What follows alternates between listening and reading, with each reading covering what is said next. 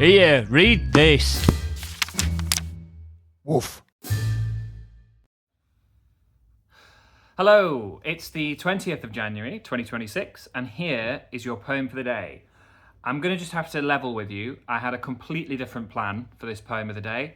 I was going to go in a slightly different direction and talk about a poem I really dislike. If you've seen previous instalments, you'll know that it's a very positive atmosphere on the poem of the day. But I thought I'd try a poem I despise, just for a bit of interesting variety. And it was a Ted Hughes poem.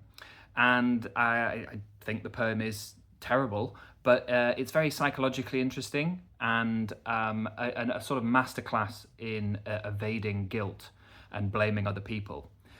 So it has a lot of biographical interest, even if, in intellectual terms, it's garbage. But I got so carried away bitching about this poem that I've given myself far more material than I have time to film, and I'm in a bit of a rush this evening. So I'm going to just scrap that plan and default to what I usually do when I'm pushed for time, which is read one of my own poems. So I hope you don't just think that this is a very convoluted excuse to read a bit of me, but if so, so be it. It's also David Lynch's birthday today, January the 20th.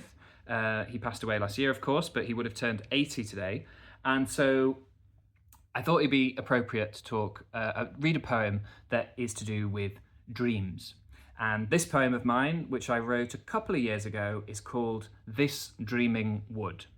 As usual, I'll read through the poem in full, but I will spare you some of my musings on my own work. I will just sign off once I've read it. So here you go. This Dreaming Wood by me.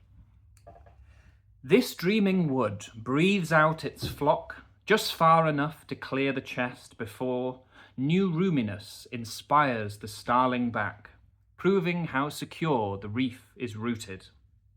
All but one return, speared by raptor plummeting the lung.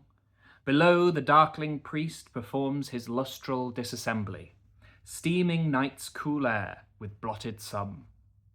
And on such calculations run, as wood exhales, the colony's curve is planed, is tapered, so its murmur might describe the compass of that breath.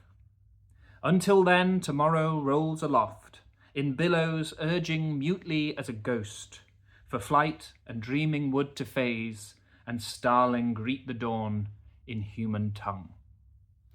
Thank you very much for listening, and I'll see you tomorrow.